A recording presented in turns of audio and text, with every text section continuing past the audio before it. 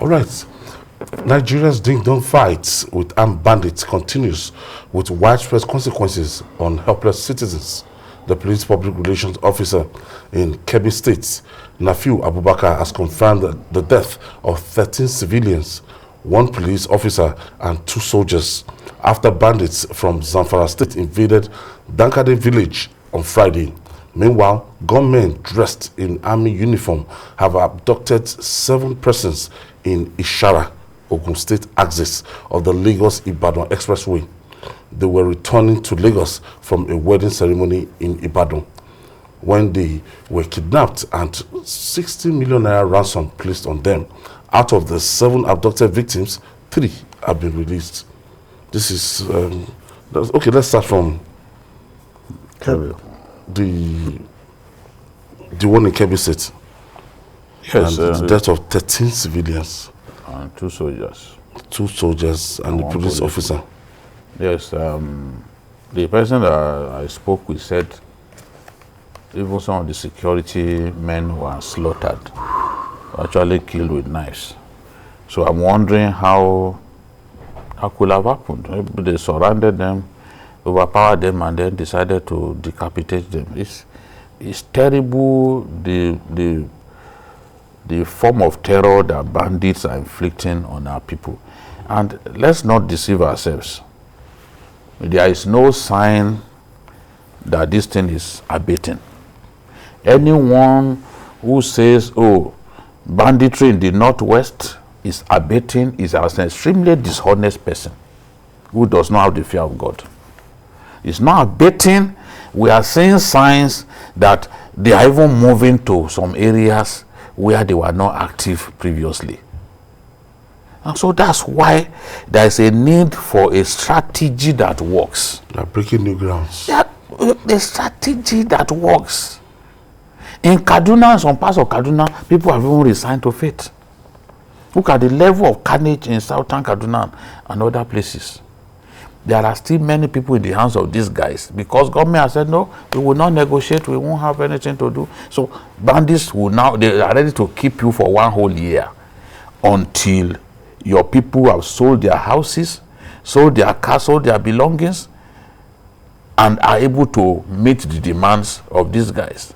People who can kidnap a traditional ruler and collect 60 million, and they didn't release him until that 60 million was complete.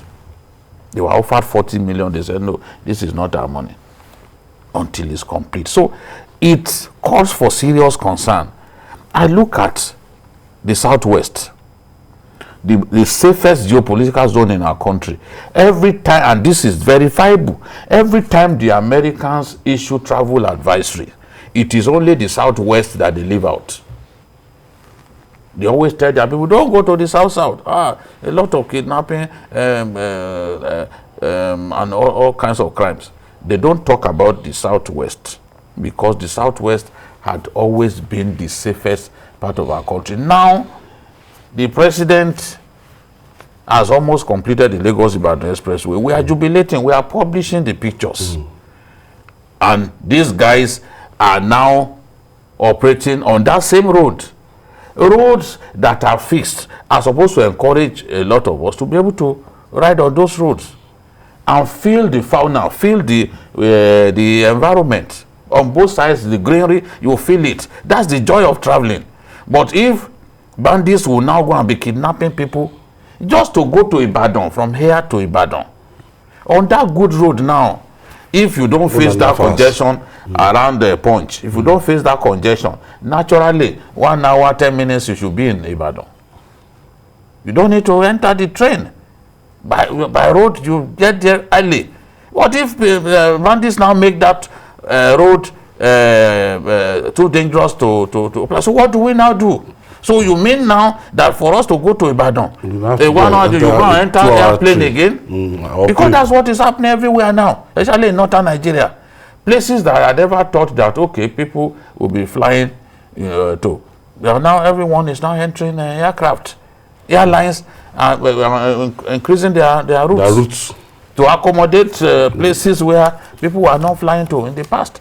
You enter in the past, when they first came up with the airport in Jalingo, You could be in the airplane, the plane will not be full. The last time I traveled, it was busting at the seams with passengers, because nobody wants to travel by road.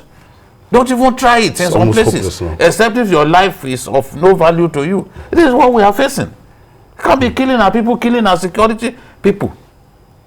It has to stop. States that are not doing something about Amotekun, the governors, I really pity them, because at least Amotekun can stand up to these elements.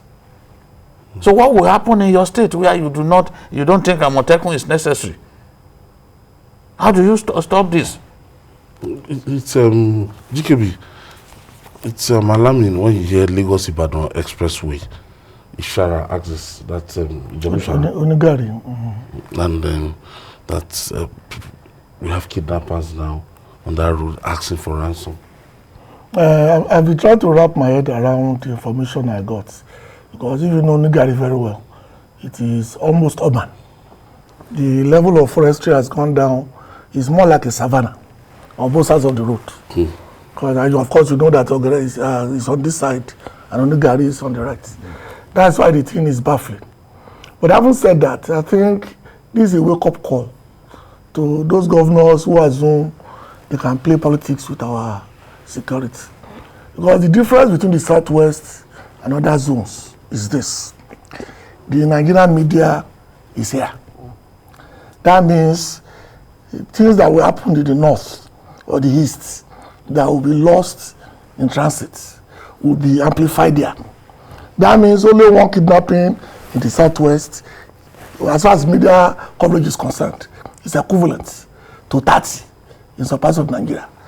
So you know the level of pressure that will now be on the CP Ogun State and CP Oyo State, as it were. Luckily, Oyo State has a very functional Amotekun. Very functional one, very hardworking one. I don't know about Ogun. I know Ondo. If I was out of the lot, Ondo Amotekun is the best, because they are very proactive. They don't usually wait for things to happen. They want to happen in their presence. They are dealing with it right now. So I think what we need to do now is to realize that this is a national problem, and unless and until we stop pretending that it happens to somebody else, it's now home.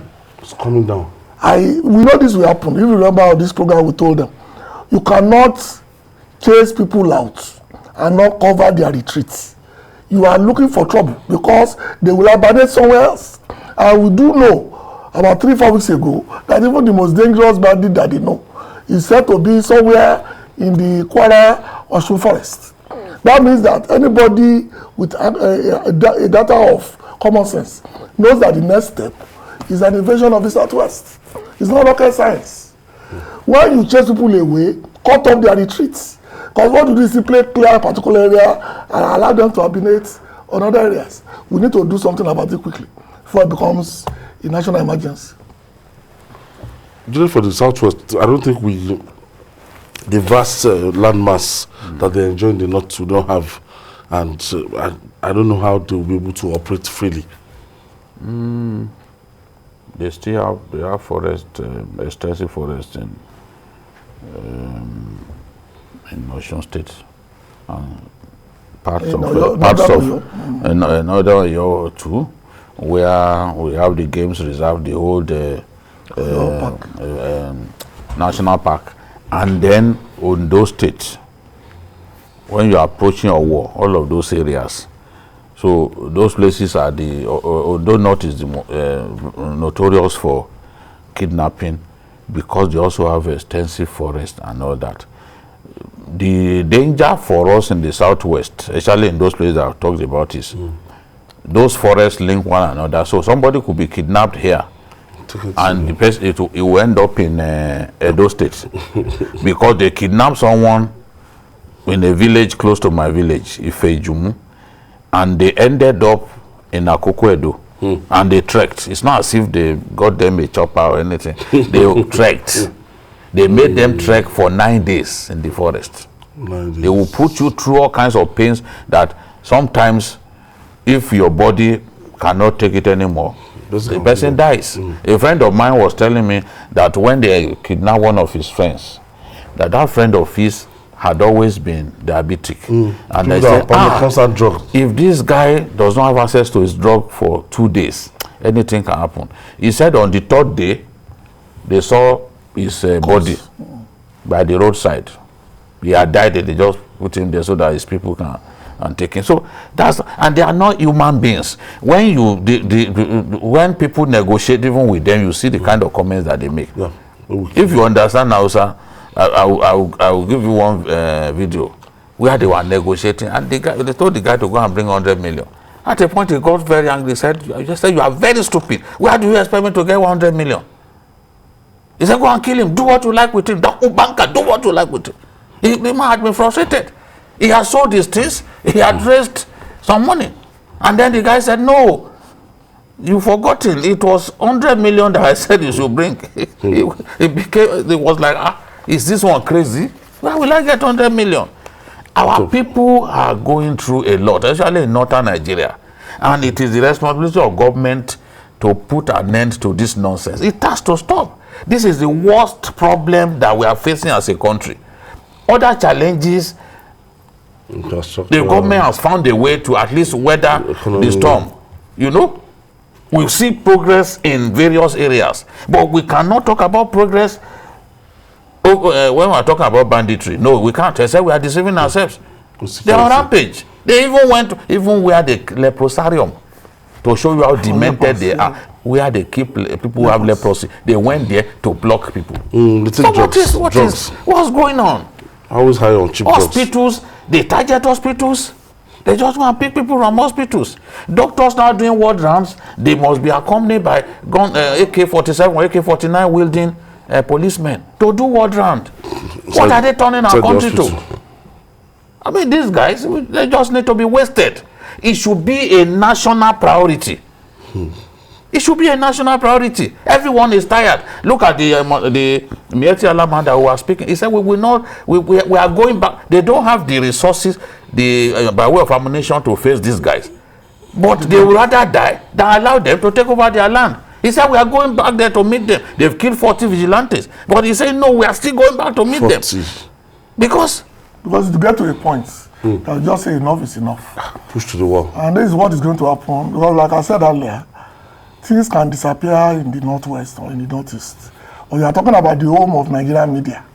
That means if the government is not careful with this particular intrusion, this may be the end of the problem. Because nobody will go away and then people will not remember that it was during your time that this thing became endemic in our country. Southwest media. Because you know they are very loud. And they are very... It's a very big problem. It's a very big problem. Okay. Now joining us on phone from Benikebi is Alhaji Junaid Wasagu. Alhaji Junaid, thank you for joining us. Okay. You are welcome, sir. Thank you for joining us. You are welcome, sir. Yeah. Yes. What do you make of the situation in Kebbi State? The banditry taking up. The situation is out of hand, sir. Bandits have come day before yesterday. They have attacked one village, Dankade, called Lankade, in the course of local government. They stormed the town and they shoot sporadically. They kill many people. They kill over 43 people. 43 people. 43. But we are seeing 40. how many? Just a few people. 13 persons said to have been killed. That's what has been reported. 13 persons. How many people? 13 civilians, 2 policemen, 2 soldiers, and 1 policeman. There are many. They made some. They killed them. They did not allow people to take it and bury them. What really is killed more than that? Is what they reported officially, but it's more than that. I have visited the area. So you are saying more than 40 people were killed? Yeah, there are more than 40 people have been killed. Hear it from me. Now, what really is the bone of contention? Why would they just come into a community and start slaughtering people?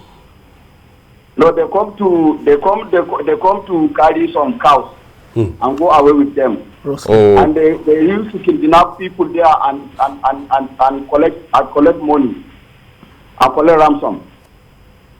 So did the people stand up to them or what? Because to just start killing people at random. Some stand up to resist. But they storm the town. There are more than 50 people. They come with over 30 bikes. Motorbikes. Each bike carrying 2 to 3 people. Wow. So they have started shooting and killing some people. Some have run away. Whoever come out, they will just kill him. They will shoot him down.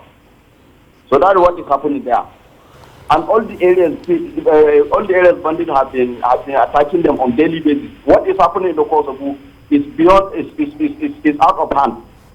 And our leaders have never been complained to the appropriate authority. That is what is happening now. Has this in any way affected farming in your states? Hello, sir. Has this in any way affected farming activities in your states? It has been affected us. Some did not even plant. Those that are planted, they did not allow them to harvest until they give some money. When you go to the farm for harvest, then they will deny you until you give some certain amount of money. Then you will harvest. After harvest, then you will quickly carry it inside town. Otherwise, they will punt it. And no action has been taken. Our representatives, especially Balana Allah, have never been visited area. People have been complaining to him. We have even taken people to his house, but he did not allow us to see him. He always come through plane. He did not mind to visit his people. What is we just come up with the program that is being called by some traditional rulers. We don't mind about people neglected them. But what has the governor? That's our hobby. Honorable Wasagu, what has the governor done? Even the governor, they have complete them. Nobody is taking action. We are calling on the media to please assist us and candidly talk to them. They claim that these bandits came from Zamfara. They have been coming from Zamfara because we are close to them in that area, in that border. It's just from 1 to 2 kilometers away between Kebbi and Zamfara. I want to thank you, Honorable Alhaji Junaid Wasagu. Thank you for your contribution at this, for giving us what is happening in Benin Kebbi. Gentlemen, we've been reading about this. They've been telling us about this, that our people, they now have their own Federal Inland Revenue Service, bandits, collecting revenue. When you go throughout history and you look at the signs of a failing state. Let me just halt you there. GKB, before we went on break, we were talking about these tax collectors. Actually, I was talking about.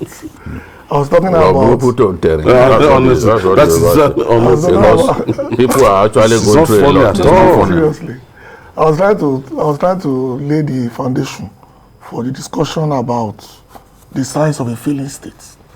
The first sign, of course, is that there will be fiefdoms controlled by warlords, non-state actors. And once they do that, it becomes part and parcel. What's happening in Libya now?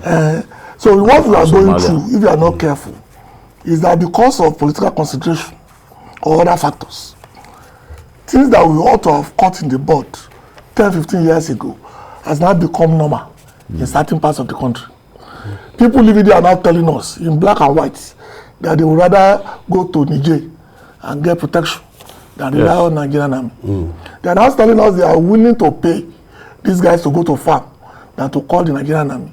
Because you and I know that how big the north is, but 30 motorbikes, 30, will move from that distance. See them on the road. And this is still northwest too. And nobody on the highway will alert the authorities. 30 motorcycles. 3 on a motorbike is about 90. If a vehicle is attempting to pass this highway, just imagine what they will do to this. This is somewhere in the northwest. So if you tell Nigerians that Nigeria is failing, they think we hate those who are in government. That's not true. These are the signs throughout history of a failing state. They don't, it's just silliness that will make someone simply look at someone like me and say, Jide hates the government. I'm closer to the people in government than you that you are writing that rubbish. That's a fact. I'm closer and I have access. So it's not a threat. We're simply doing our work. If the country is safer for everyone, we will all be happy. When we showed this video yesterday, people were still, they still walked up to me and they asked us question that, how is it that the atmosphere is not tense, that everything seems to be going nowhere? I said they are used to that. I said that's the government. The first time that Boko Haram got into Niger State, I came on this program to talk about it. But I know a lot of them would not believe, because they wanted to promote the notion that Boko Haram had not spread its tentacles beyond the northeast. Now we see a governor of the state coming out to say, look, in 3 local governments in my state, Niger, Boko Haram are in charge. So what are we talking about? So if they had been in Niger State, even before Salah Day of 2020, when Shekau posted that picture. So you should know that by now the people are already used to them, because nobody has come to dislodge them. Look at the youths. They are looking at them. Nobody has come to dislodge them. They are admiring them. They are just looking at them. They are looking at them. Some of them would even wish to become like them. Of course, they will graduate to have we not seen musicians praising Tuji? You know? Praise Tuji praised his wives. And all that. So these are the same people that will supply them with girls, supply them with... Even information, sometimes about movement of troops, these people will give them. A general was telling me that in the northeast sometimes he sees it on the faces of residents of some communities. When they are sending reinforcements to a place, he sees anger on their face. And contempt. They don't like he sees anger. So that means you are collaborating with the enemy. If the army is going for reinforcement somewhere and you people are wearing long faces, you don't want them to go and dislodge those people from there. It shows that you are working with them. Is that bad? All right.